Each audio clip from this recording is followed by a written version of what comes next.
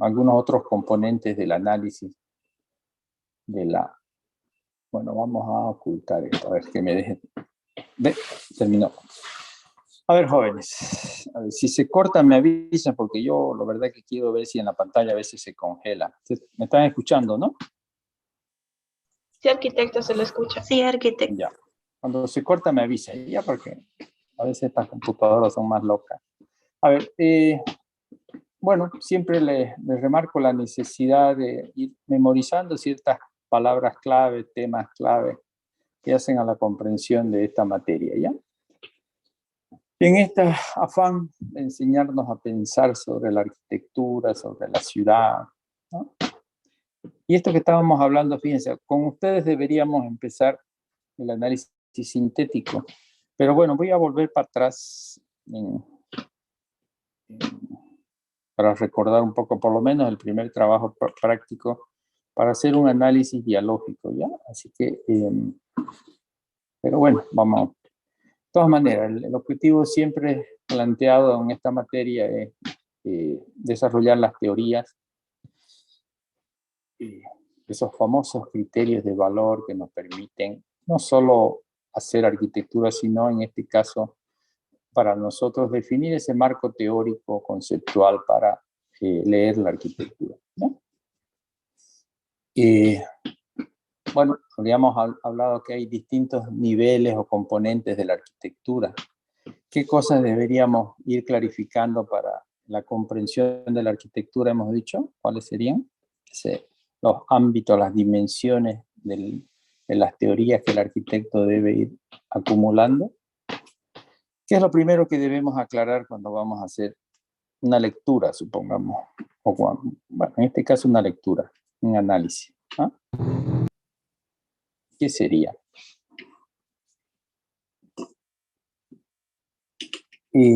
No sé si en la anterior no me fijé. Creo que lo borré, pues, ¿no? Aquello que se les pregunta aquí, porque no muestran su cara, porque si me da espanto a mí pasar clase de esta manera y que no sepamos qué es lo que estamos haciendo. A ver, hemos hablado en primera instancia de que debemos clarificar las visiones para leer la arquitectura, ¿no? ¿Y cuáles son esas grandes visiones? Que desde teoría 3 vengo remarcando, las visiones, que no cambian las visiones. Los modos de...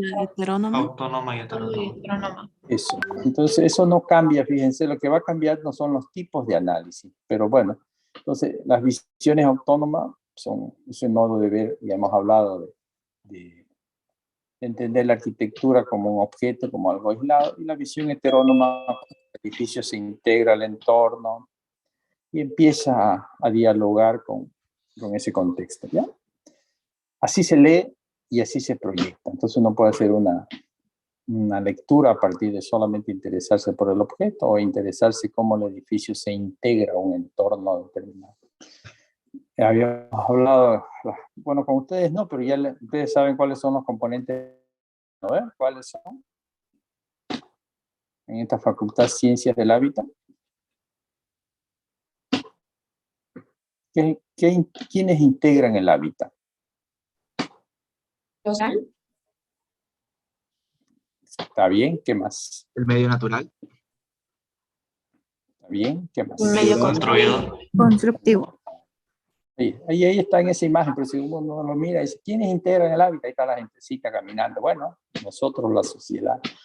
Y ahí vemos la natura y sus condiciones ambientales que implican, y lo construido. Entonces el arquitecto hace una comprensión del hábitat para poder proyectar. Bueno, después hablábamos de los principios y que son las ideas generales para hacer arquitectura o las premisas proyectuales de un edificio. Ya eso lo hemos aclarado.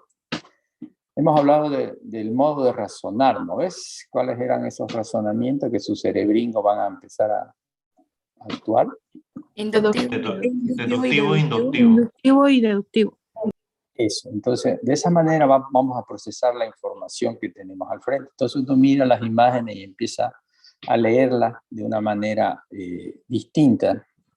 Deductivo sería a partir de qué, de las grandes ideas que hay en la arquitectura, ¿ya? Y lo inductivo a partir de la obra del objeto arquitectónico. Bueno, dos procesos mentales distintos,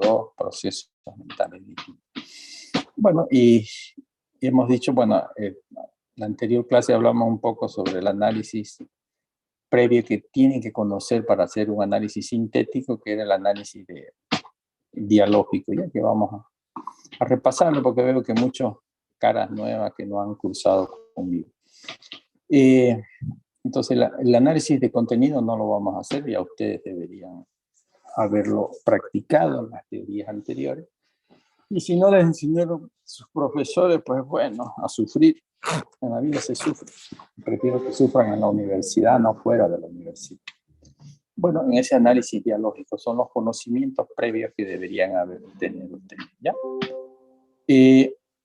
A ver, esto para aclararle cómo se aprende, ¿ya? ¿Cómo aprendemos, cómo nos formamos nosotros los arquitectos? ¿De qué manera podemos desarrollar lo más esencial que debe tener el arquitecto, que es la teoría, ¿ya? Entonces, bueno, ese es el método que yo trato de inculcarles a ustedes y que se apropien del mismo, ¿no? Entonces, hay sistemas de análisis. Habíamos dicho que el análisis tiene como objetivo la formación, ¿no? Tiene como objetivo la formación de conocimientos en la arquitectura. Y tenemos las distintas materias, los niveles de esta manera. Entonces digo, en teoría 3, en teoría, no historia, teoría, y en teoría histórica. ¿Qué materia están cursando? Teoría, no digan historia, mira, ahí me ponen nervioso, ¿ya? La materia que estamos cursando es teoría de la arquitectura. Entonces en teoría 3 se desarrolla el análisis de contenido. Tenemos que conocer los componentes de la arquitectura y de la ciudad. Y ahí nos abocamos todo ese semestre a ello. Teoría 4, hacemos un análisis dialógico, las relaciones entre los distintos componentes de la arquitectura, y ahí chiveamos y tratamos de entender a cabalidad cómo se dan las relaciones de dependencia del espacio con la forma, el espacio con la tecnología, y así sucesivamente, ¿ya? Esos son los... en la teoría 5, donde estamos parqueados nosotros, debemos hacer... Bueno, vamos a volver al dialógico porque ya quiero que... Pero en un solo trabajo, y vamos a hacer un análisis sintético, ¿ya? Tenemos que aprender a encontrar las ideas rectoras, las ideas guía, las ideas referenciales para hacer arquitectura. Ya vamos a aprender a leer de esa manera. Estamos aprendiendo a leer. Y los que valientes que quieren continuar conmigo en teoría 6, volvemos a un análisis sintético, un repaso, pero fundamentalmente hacer un análisis vivencial. Vamos a leer la arquitectura desde la propia vivencia. Bueno, a ver, ya hemos dicho que sin la crítica somos unos zombies por el mundo. Lo importante no es solamente el hacer análisis que nos forma como arquitecto, pero no sabemos qué está bien y qué está mal. La única manera de cambiar nuestra mente, nuestro cerebrito y todo lo demás es a través del pensamiento crítico. Y eso lo vamos a hacer desde la teoría 5. La teoría 3 y 4 es solamente conocimiento, formarnos de las ideas, de los conceptos de la arquitectura, de cómo analizar. Entonces ustedes van a hacer un análisis, una crítica académica y una crítica contextual. ¿Vamos? Y cuando siguen valientes y dedicados al conocimiento, en teoría 6 hacemos una crítica ideológica, ¿no? Son momentos distintos, muy importantes para poder definir, pero mierda, ¿ves? Porque, a ver, yo no voy a dejar entrar a nadie, porque ahorita me salí por nada más de... Se escucha, ¿no? Ay, ¿dónde está la opción de no dejar entrar a nadie? Porque me tiene podrido eso que entran cuando le da la gana. Había por acá una opción. A ver, aquí, ya. No, eso es silenciar a todo. No.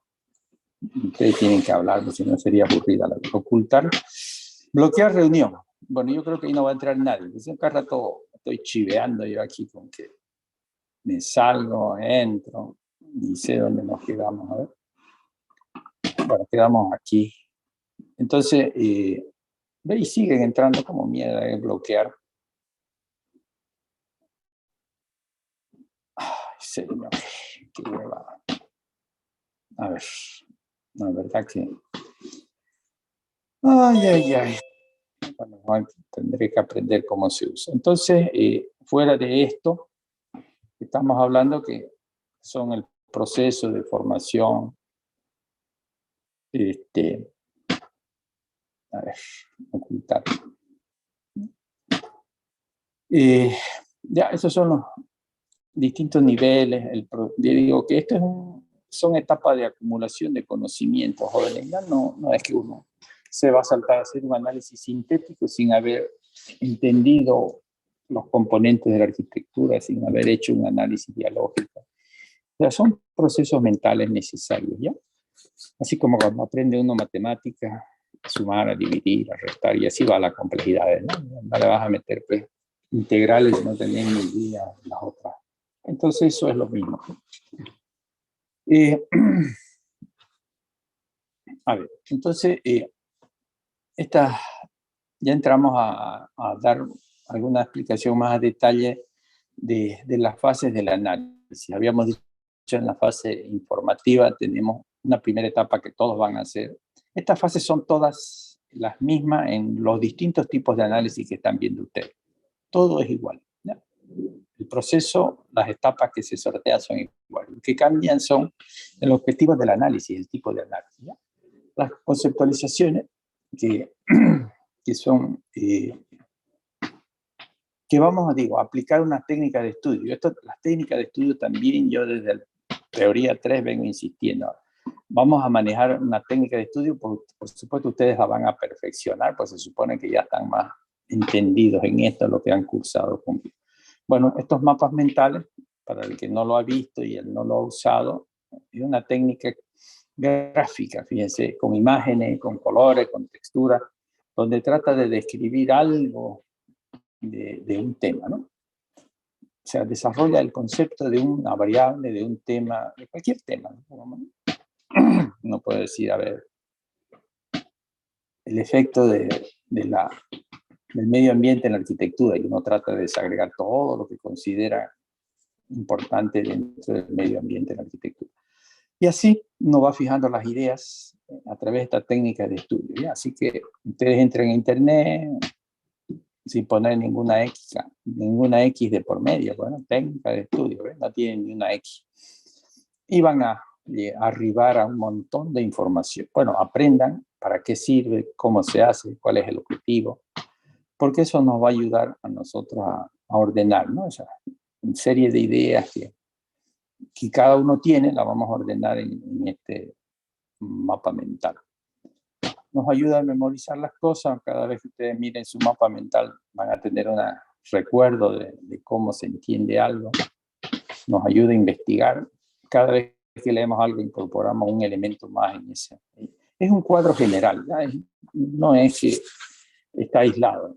Por eso cuando después ustedes me entregan sus mapas mentales, todo fragmentado, ¿no? Esto es una cosa, no señor, en un mapa mental todo lo que hace a entender un tema está en una sola imagen, en una sola diapositiva. Entiéndanlo, compañeros, ¿ya?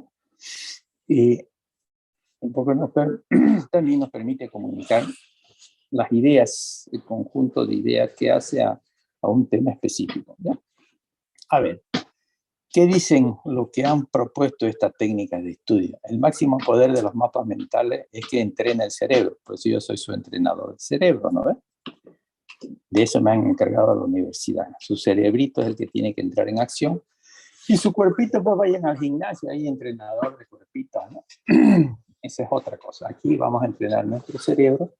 Dice, y en este mapa mental, a ver todo el cuadro. Por eso hablamos de que todo lo que debe saberse de un tema está graficado y sintetizado en una sola diapositiva.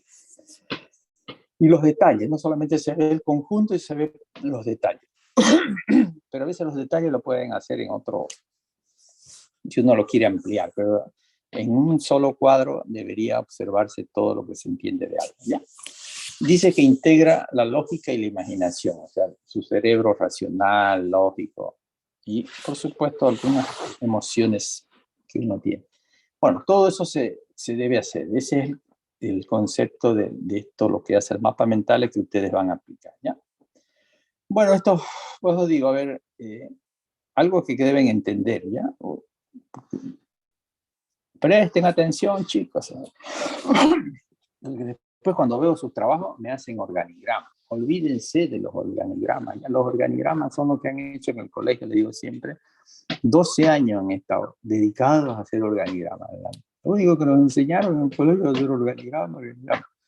Bueno, esta es otra técnica. Es una técnica de estudio, está bien.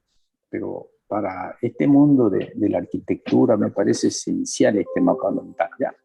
Porque nos ordena todo, nos ordena. Y fíjense, a partir de una palabra, de un centro se ramifica, van saliendo una serie de lecturas sobre una temática. ¿Cómo funciona el cerebro? ¿Cómo es el cerebro? ¿No? ¿Cómo pensamos? Y pensamos en base a analogía. Bueno, cada tema amerita una reflexión y ahí van el arquitecto, bueno, el que está haciendo su análisis va comprendiendo algo, ¿ya?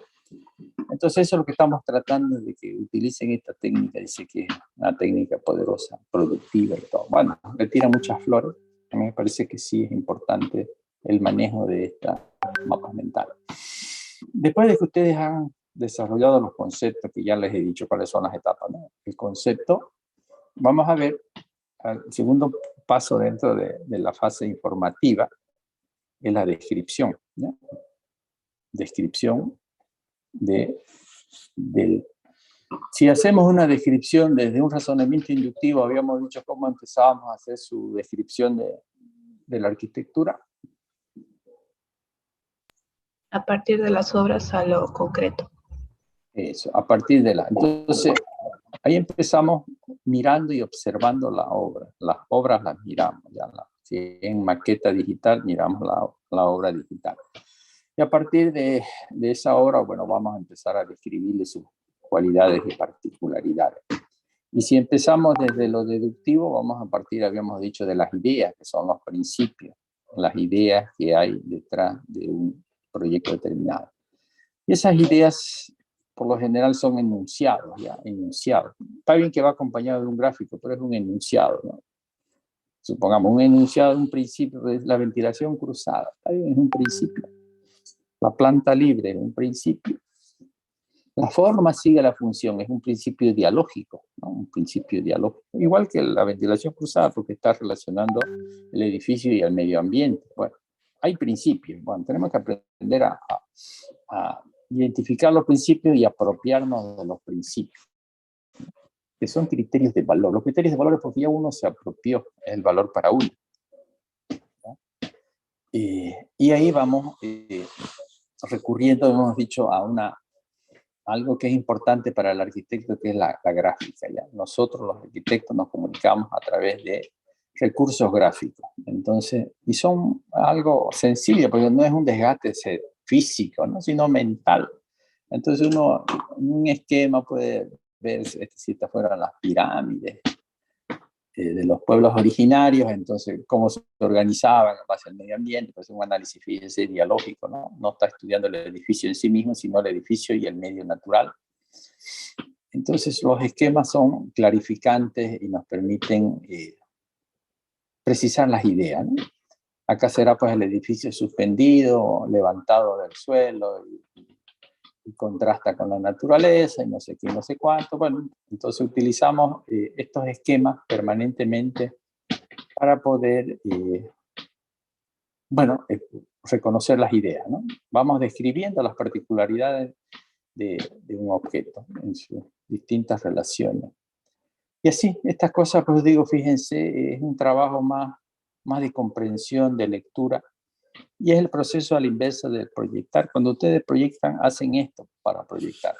Vuelven al croquis, ya la mierda, dibujan, puta mamá, no me sale nada. Dice, bueno, me va.